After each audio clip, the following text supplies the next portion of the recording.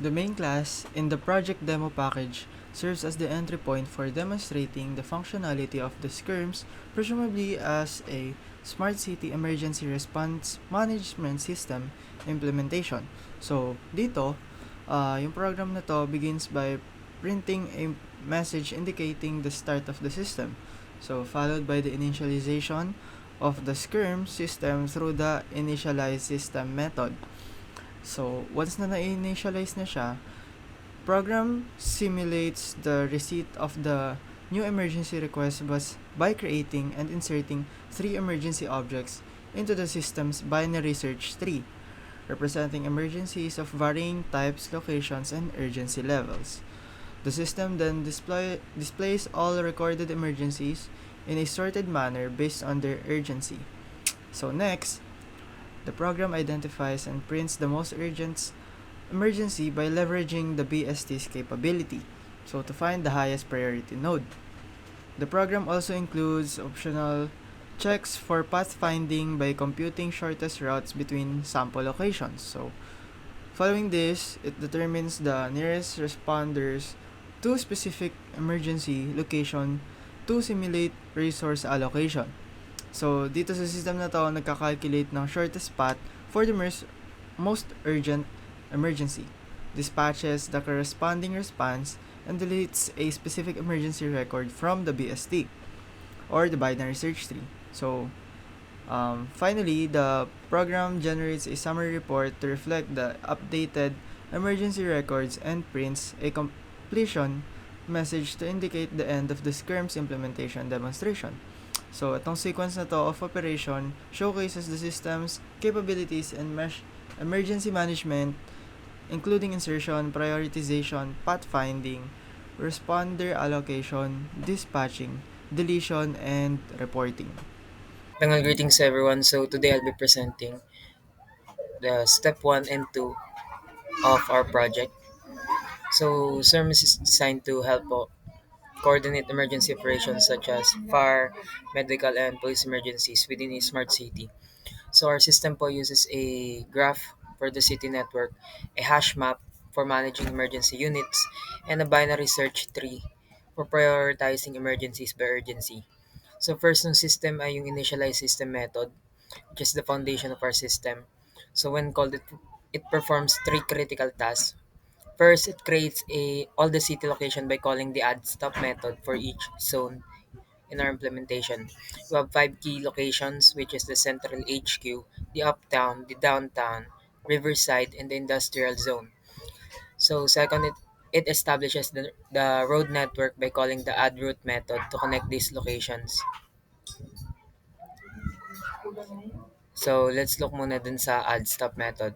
So first, dun sa add stop method, we check if the location already exists to prevent duplicates. If the array is full, we dynamically expand it, doubling its capacity. We also create new graph node for the location. Then we add it to our node array and increment the count. Then print. Next is the add route method.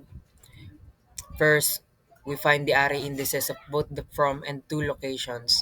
Then we validate that both locations exist. If not, mag-aano siya ng error. Then we check if the route already exists para maiwasan yung mga duplicate. Then we add the road connection in both directions. Then lastly, we store the distance in kilometers for pathfinding later. And that's all for the step 1 and step 2. Good day, my name is Alcaria Lady Gabrielle and I'm going to present the put method. The put method is designed to perform an absurd operation, meaning it will either update an existing emergency unit or insert a new one. Based on provided unit ID, the method first iterates through the existing keys using a for loop.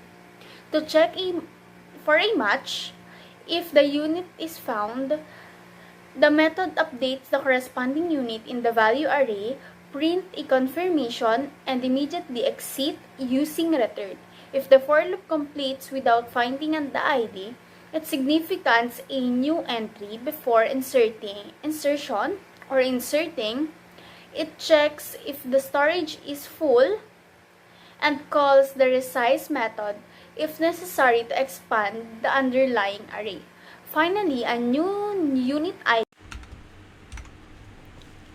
So the insert method in this code is responsible for adding a new emergency object into a binary search tree, or BST, that organizes emergencies based on their urgency. So, pag nag-insert ka ng emergency, the insert method calls the recursive helper method insert helper. So, passing the current root node and the new emergency as arguments. So, if the current node is equals to null, the insert helper creates a new emergency node to hold the emergency, effectively placing it at the correct position in the tree. The method ensures that emergencies with higher urgency values are placed on the right side of the tree, while those with lower urgency are placed on the left, maintaining a structure where the most urgent emergencies can be easily identified. After the recursive insertion is complete, yung insert method natin is mag-i-increment ng tree size to reflect the addition of the new emergency and prints a message confirming that the emergency has been successfully added. This approach allows the system to efficiently store, sort, and retrieve emergencies based dun sa kanilang urgency levels. Good day, I'll be the presenter of Find Most Urgent. This code works by treating emergency record as node inside a binary search tree, or BST. When emergency are arranged according to their urgency, when the find most urgent method runs, it first checks whether the tree is empty. If there are no emergency stored, it simply prints a message and returns nothing. But if the tree has data, the method starts from the root and repeatedly moves to the right child, since in the BST, the most urgent or highest valued emergency is located at the far right end. Once it reaches the last rightmost node, it prints and returns that emergency as the most urgent one. The display method all, or the display all method, on the other hand, prints every emergency is sorted order. It does this by calling an in-order traversal helper. That helper method follows simple pattern. It visits the left subtree first, then process the current node, and finally visit the right subtree. This natural left root right traversal ensures that all emergencies are displayed from lowest urgency to highest urgency. Finally, the getSize and isEmpty method simply provide quick checks about the number of stored emergencies and whether the tree currently contains any data at all. And that's all. Thank you. Greetings everyone, I am Bautista Lawrence and I'll be explaining what does the finding nearest responder do. So dito po sa ating method na ito, or sabihin nating class, ay ang nangyayari po dito ay puro compare and contrast po with the use of for loops, since ang ginagamit po natin dito mainly ay ang array. Hindi po tayo gumagamit dito ng linked list, or pwede naman po gamitin, pero sa case po namin gumamit po kami ng array, kaya po for loops ang ginagamit po namin for compare and contrast. Balik, kakailanganin po natin dalawa ng methods. Yung isa naman po shortest distance, and yung isa naman po yung pinaka finding nearest responder na. Pero I will discuss first kung ano po yung ginagawa ng shortest distance. Bale, meron po tayo dito makikita na tatlong array, which is yung nodes, and yung distance, and yung visited, and all of them are size are the same, which is yung city count natin. Makakita rin tayo dito ng initialized na distance, which is point out into 99999, and mahabang 9, which parang nag-imagine ka ng infinite number, kasi imposible na makakuha tayo dito ng mas malaking number doon sa distance. Bale, balik ko lang, meron tayong parameters, and ang tinatanggap niya ay ang graph, and start, and yung end natin. Bale, doon mangyayari yung mga compare and yung papasok doon sa mismong method. Bale, after ng ating tatlong array, magkakaroon tayo ulit ng initialize ng start index and end index, and both of them will have the value of -1 that evaluates such as a none or false. And after naman nun ay magkakaroon tayo ng for loop. And dun sa for loop na yon ay magkakaroon tayo ng dalawang if. And dun sa pangunang if ay i-compare yung value ng index to equals ignore case sa start. And kapag nag-true ito, magre-return ito dun sa value ng index. And dun sa pangalawa naman ay same lang din dun sa first. Pero ang kina-compare niya naman ay yung string ng end. And after naman nun, magkakaroon tayo ng nested loops. And dun sa unang for loop na makikita sa nested loop, ay dito makikita yung for loop na para mag-loop if ma-check if na-visit na lahat ng city na meron tayo. And if mag-true naman tayo dun sa unang for loop natin, pupunta naman tayo sa pangalawang for loop, which is dito, nagkakaroon ng comparison if tama ba yung city and yung destination na pupuntahan nito. And if mag-true, pupunta ulit tayo dun sa pangatlong for loop. Dun sa pangatlong for loop natin ay dun na nagkakaroon ng comparison kung dun sa tatlong responder natin kung sino ba mas malapit sa kanila doon sa destination na pupuntahan natin.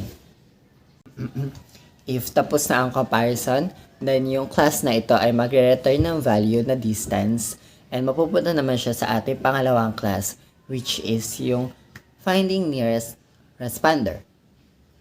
Dito naman sa ating pangalawang class ay very simple lang siya kumpara sa kanina, since dito ay medyo same sila ng unahan, which is magde-declare ng best distance na naka-initialize sa 9999 to implicate na ito ay infinite. Then meron dito isang for loop kung saan dito nangyayari yung pagre-return or pagbibigay ng kaninang class na shortest distance and naka-indicate siya sa data type na double. And yung kanina na best distance natin na equals to 9999, i-compare niya doon sa distance na nakuha natin sa kaninang class. And if mas maliit ito doon sa 9999, i-return niya, ito ang i-return ng class na tatawagin doon sa ating main. After naman doon sa dalawang method natin, ay mapupunta na tayo sa printing. Bale, ang ipiprint nito ay yung ID, ay yung type ng responder, and yung current location ng user.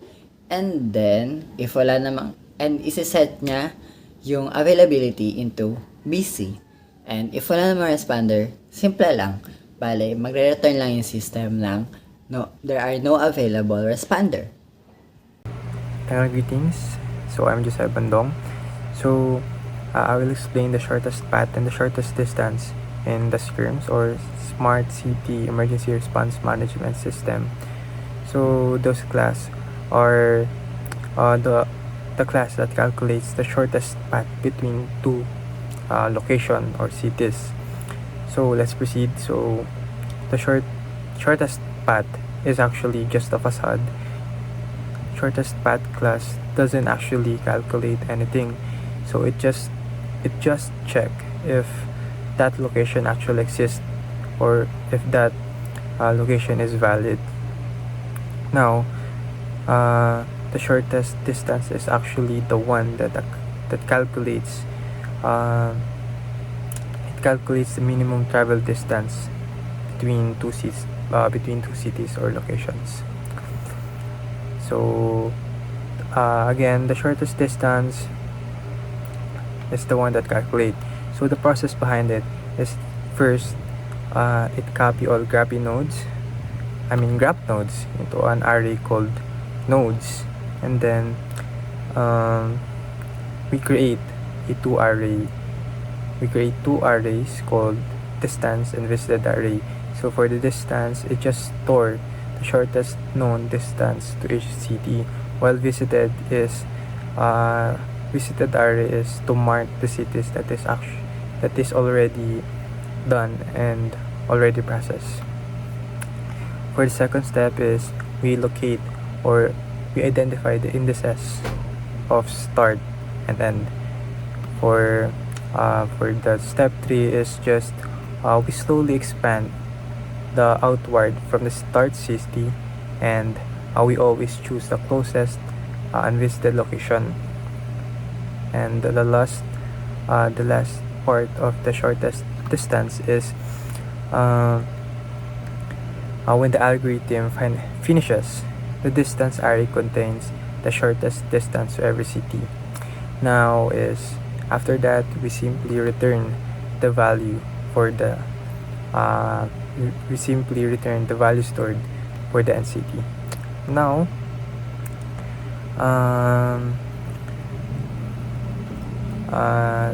that is how shortest path and shortest distance works in our screens.